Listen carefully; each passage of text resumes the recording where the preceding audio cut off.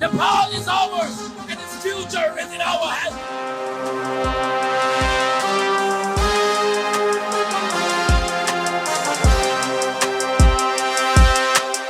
आज का दिन है आवाजों का। वो आवाजें जो अब चुप नहीं बैठेंगी, वो आवाजें जो सिर्फ आवाज नहीं उठाएंगी बल्कि जमीन हिला जाएंगी। नेपाल की धरती पर आज वही आग धधक रही है जिसे बुझाने की कोशिश सालों से हो रही थी, लेकिन इस बार चिंगारी किसी बड़े नेता ने नहीं बल्कि एक स्कूली बच्चे ने लगाई है। नाम है आविष्कार राव। उम्र छोटी लेकिन हिम्मत और जुनून इतना बड़ा कि आज उसकी बात हर गली, हर चौक, हर सोशल मीडिया प्लेटफॉर्म पर गूंज रही है। आविष्कार की वो स्पीच जो उसने अपने स्कूल के वार्षिक समारोह में मार्च महीने में दी थी, आज नेपाल के जन आंदोलन का प्रतीक बन चुकी है। Today I stand here with a dream of building a new Nepal, with a fire of hope and passion burning within me.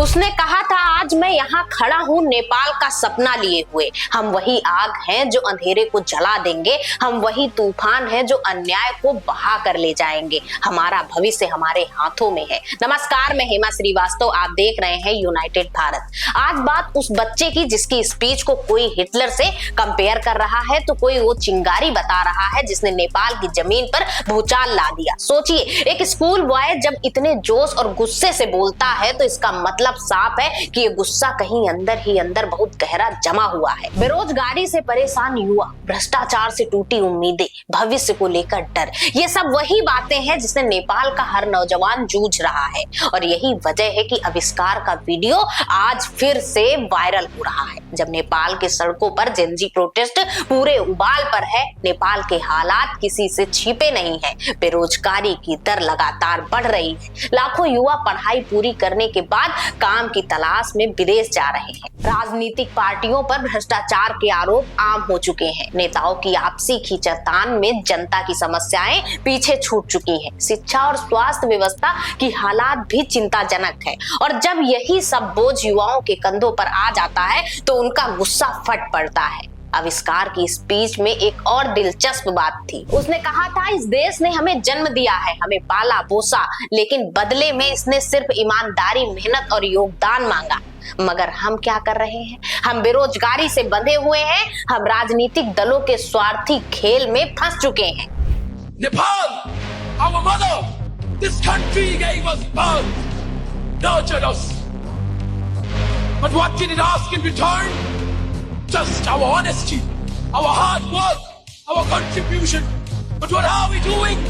We are bounded by the chains of unemployment, fleeing abroad in cause of opportunity.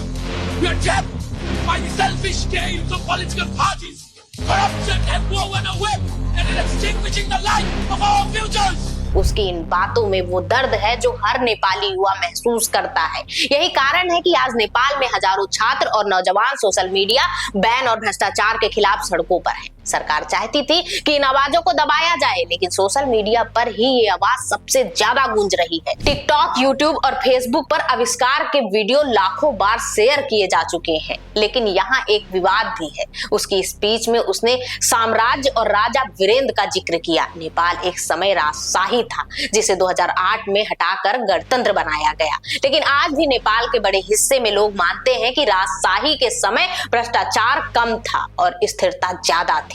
इसी वजह से आविष्कार की speech पर social media पर दो तरह की प्रतिक्रियाएं आई हैं। कुछ लोग उसे युवाओं का हीरो मान रहे हैं, जबकि कुछ लोग उसे फांसीवादी विचारों से प्रेरित बच्चा बता रहे हैं। Will we change the fate of this nation, or will we let it remain in shackles? King Birendra once said, "Even if I die, shall my country live on?" All the youths, carry these words in your heart and engrave a monument of change in the cause of history. Nepal is ours, and its future is in our hands. लेकिन चाहे तारीफ हो या आलोचना, एक बात साफ है, उसकी आवाज को लोग नजरअंदाज नहीं कर पा रहे और यही सबसे बड़ी जीत है। नेपाल का यह आंदोलन एक सवाल खड़ा कर रहा है, क्या देश की व्यवस्था बदल सकती है? क्या युवा सिर्फ नाराजगी जताकर घर बैठ जाएंगे या सच में सत्ता के गलियारों तक अपनी आवाज पहुंचाएंगे? इतिहास गवाह है कि जब भी युवा जागते हैं तो व्यवस्था को झुकना पड़ता है। अरब स्प्रिंग से लेकर भारत के छात्र आंदोलनों तक हर जगह युवाओं ने ही परिवर्तन की मसाल थामी है। आज नेपाल की धरती पर वही तस्वीर बन रही है। सड़कों पर नारे गूंज रहे हैं, हाथों में तख्तियां हैं, आंखों में सपने हैं और दिलों में गुस्सा है। और उस गुस्से को शब्द दिया है एक बच्चे ने। आविष्कार राउत ने कहा था, अगर हम अपनी आवाज नहीं उठाएंगे तो कौन उठाएगा? अगर हम इस देश को नहीं बनाएंगे तो कौन बनाएगा?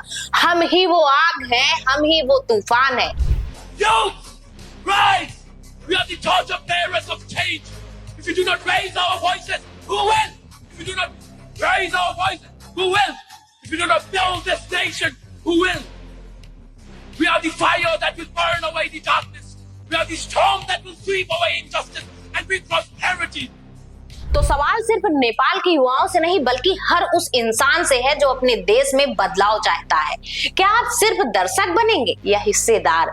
क्या आप इतिहास को बस होते देखेंगे या उसका हिस्सा बनेंगे? नेपाल का भविष्य नेपालियों के हाथों में है और आज यह साफ हो चुका है कि युवा अपनी चुप्पी तोड़ चुके हैं। लेकिन इतना तय है कि जब एक स्कूली बच्चा भी अपनी आवाज से लाखों दिलों को झकझोर सकता है तो आने वाले समय में नेपाल में बदलाव कोई सपना नहीं रहेगा। नमस्कार।